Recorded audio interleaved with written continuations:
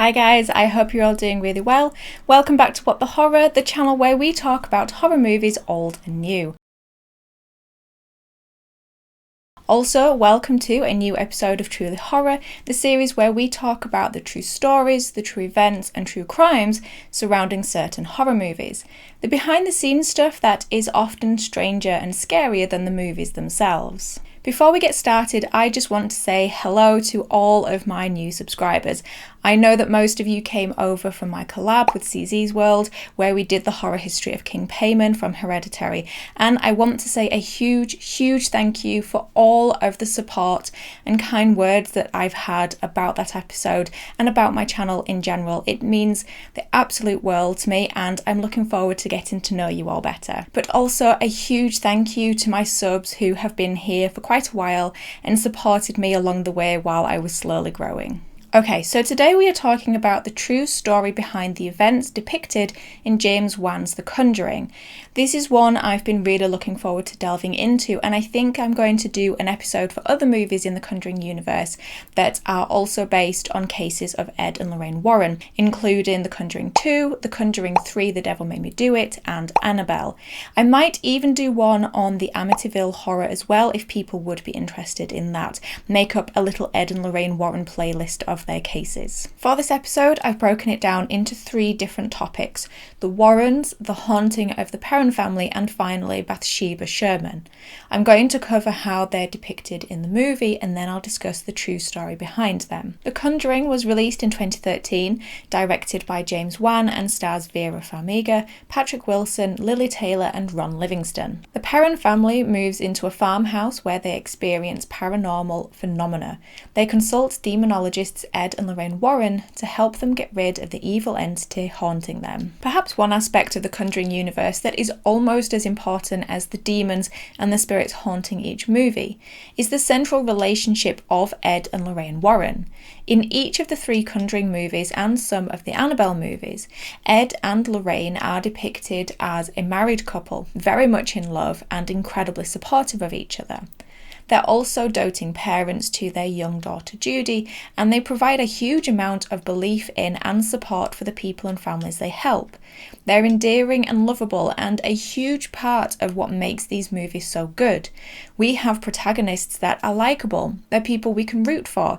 I mean, in some moments, they almost take on a superhero element to them. Within the movies, the Warrens are portrayed as legitimate demonologists, Lorraine being a clairvoyant, a person who has the ability to see events in the future or gain information about a person, location, or object through extrasensory perception, and Ed, the only non-ordained demonologist recognised by the Catholic Church. The Conjuring is more of an account, with many artistic licenses taken, of the Warrens' case files, rather than an account taken from the books written by the eldest Perron daughter, Andrea. The books were titled House of Darkness, House of Light Volume 1, released in 2011, and House of Darkness, House of Light Volume 2, released in 2013.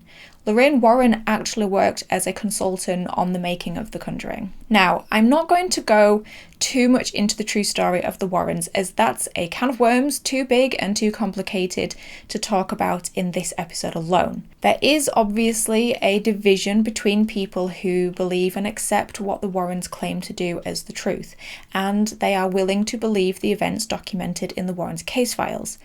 But there are also those who consider the Warrens to be frauds and the so-called hauntings as either falsehoods or the Warrens exploiting vulnerable and desperate people. The Warrens were plagued with accusations of fraud throughout their careers in the paranormal field.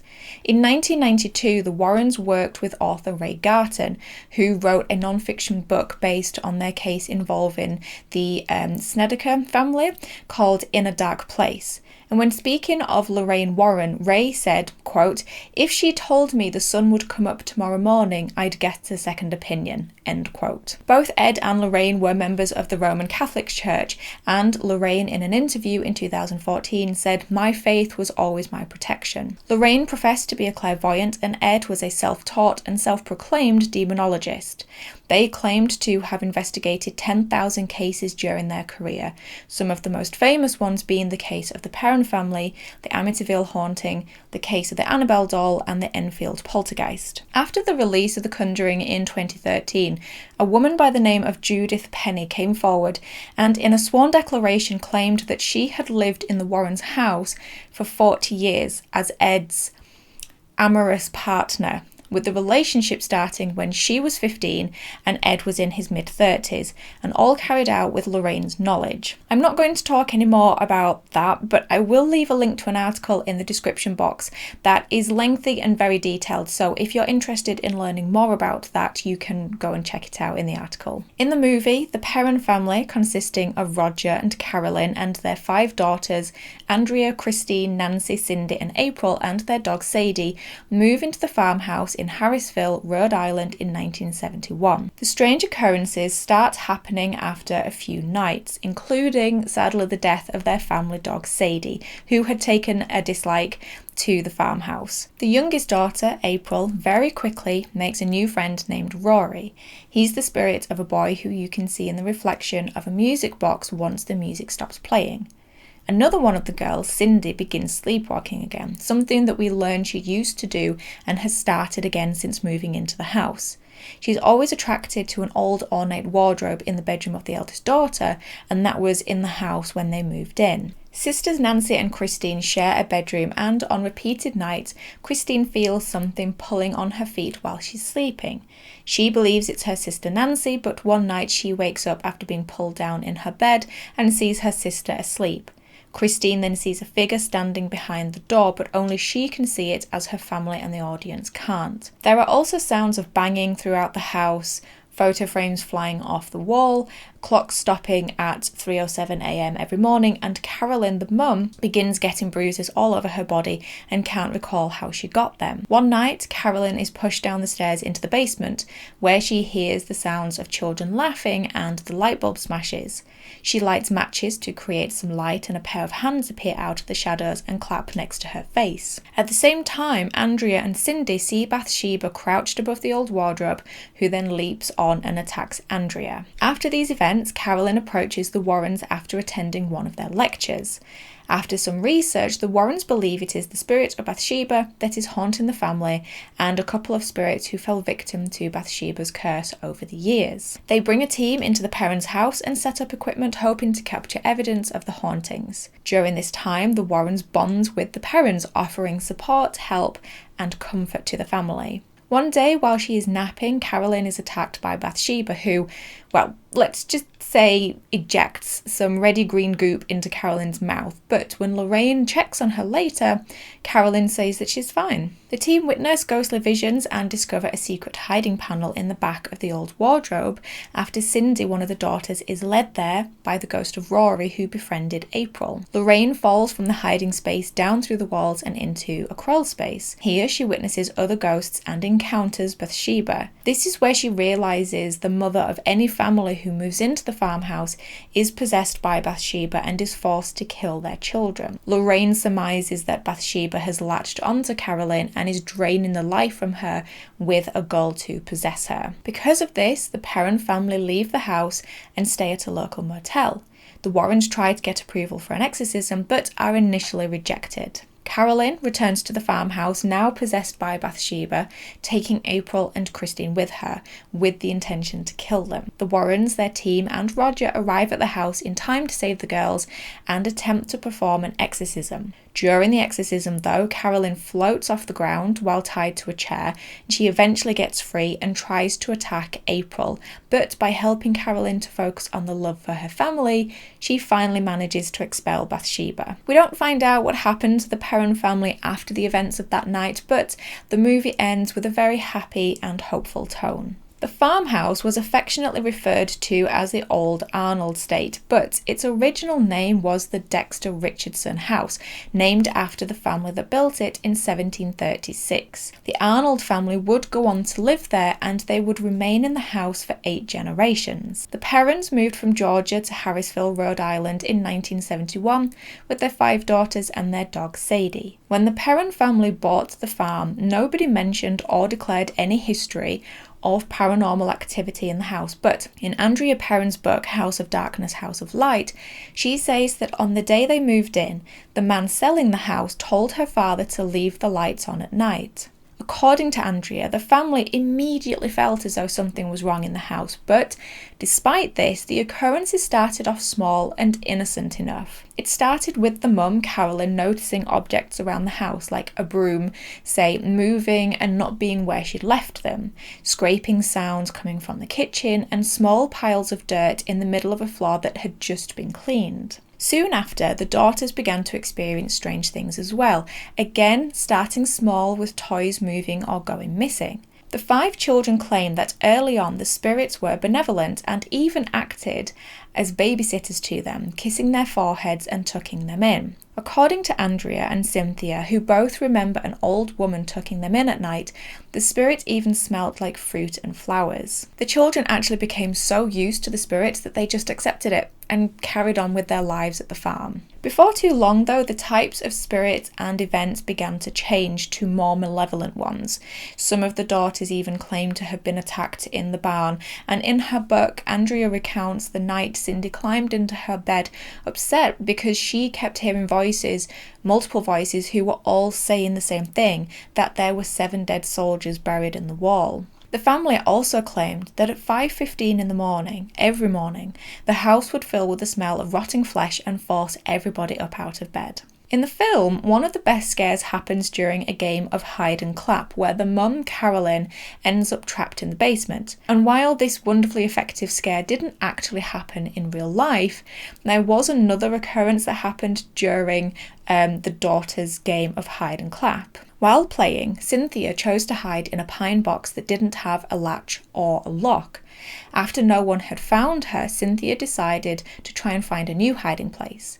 In an interview, she said, "I shoved up to get out of the wooden box. It wouldn't open, and I'm pushing and pushing, and then I started to get really scared and panic. I'm kicking and pushing and screaming, and nobody can hear me. And finally, after like 20 minutes of this, I basically gave up."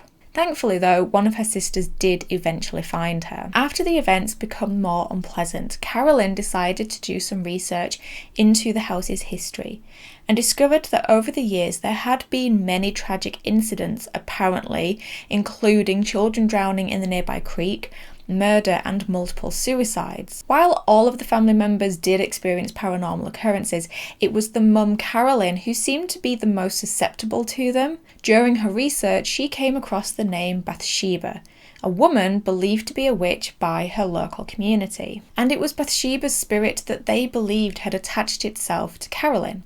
At first, the attack started as being pinched and poked, but like the other events, things quickly began to escalate. Carolyn apparently remembered a woman in a grey dress appearing next to her bed, warning her to, quote, get out, I'll drive you out with death and gloom," end quote. When physically hurting Carolyn didn't work, the Perrons claimed that Bathsheba inhabited Carolyn's body, leaving her feeling weak and drained. Now, it appears as though there is some dispute over how the Warrens actually came to be involved in the family's case. Some sources state that the Perron family reached out to them, while Andrea and Cynthia both claim that a friend of the family approached them after attending a lecture the Warrens were giving. The hauntings at the farm actually took place over 10 years, from the time the family moved in until 1980. The events in the movie have a much more condensed timeline. Over the course of the decade, the Warrens visited the Perrons multiple times. During their visits, they cleansed the house, and eventually, on their final visit, they performed a séance. The eldest daughter, Andrea, apparently snuck into the basement, wanting to see the séance, and claims that her mother, Carolyn, began speaking in tongues in a voice that wasn't her own, and the chair she was sat on began to levitate off the ground, with Carolyn eventually being thrown across the room. This account was apparently corroborated by both Carolyn herself and Lorraine Warren. Unlike in the movie, Ed didn't actually perform or carry out an exorcism. Apparently in real life, the Warrens were very clear that they did not carry out exorcisms, as they were not Catholic priests and they didn't have the authority to do so. After the events of the séance, Roger Perron, believing they had made things worse and worrying for his family's well-being, actually threw Ed and Lorraine out of the house. So, Unlike the cheery ending of The Conjuring, the Warrens didn't actually help the Perron situation. Despite all of the hauntings, the Perron family continued to live at the farm. This was because they had put all of their money into the house, and at the time of the apparent hauntings, the country's economy was at a very low point. They didn't ask for help from friends either, because 2 adults and 5 young girls is a lot to put a roof over. So the family, with some of the girls moving away for college, stayed until they were able to sell the house in 1980, and Carolyn and Roger moved back to Georgia. But at no point through the decade-long apparent hauntings did Carolyn ever try to kill any of her children. Unlike other movies within the Conjuring universe, the villain of The Conjuring is not based on a demon found in the 17th century grimoire The Lesser Key of Solomon. Instead, the evil spirit central to the movie's story is in fact based on a real-life person named Bathsheba Sherman. But despite being a real woman, there are many myths, rumours and legends surrounding her, to the point of it being difficult in pinning down the actual facts about her. In the movie universe, the farmhouse was built in 1863 by Judson Sherman.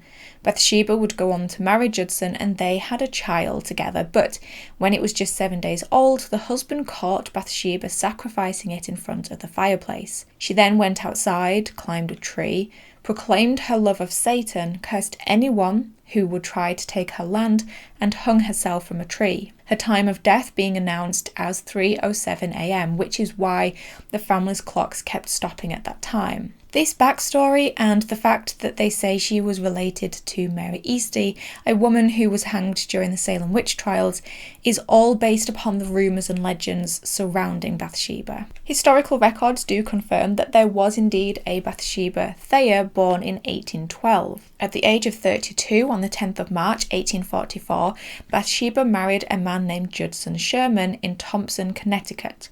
The Shermans were reportedly pretty well off, as Judson ran a successful produce business on his 200-acre farm. The two would go on to have a son called Herbert L. Sherman when Bathsheba was approximately 37. There are some that claim the Shermans also had 3 other children, but that none of them lived past the age of 7. But despite these claims, there isn't actually any documented records of these children. A lot of Bathsheba's life is undocumented, but one other thing we do know is that at some point during the 1800s, an infant child died while in Bathsheba's care. It was discovered when the body was examined that there was a wound at the base of the infant's skull where they had been impaled with a thin, sharp tool, a lot like a knitting needle. Despite the fact that it was known that Bathsheba was the last person to tend to the infant, the case never went to court and she was legally cleared of any wrongdoing. The locals and public, however, were not convinced, and rumours soon began to surface that Bathsheba had killed the child as a sacrificial offering to the devil to gain beauty and youth. And the myths and legends surrounding Bathsheba, they didn't end there. There were some who believed her to be a practicing witch who worshipped Satan. There were also those that believed she was or may have been related to Mary Easty, a woman who was hanged during the Salem witch trials. Another myth surrounds the fate of her son Herbert. One legend is that before her son reached the age of 1, Bathsheba killed him.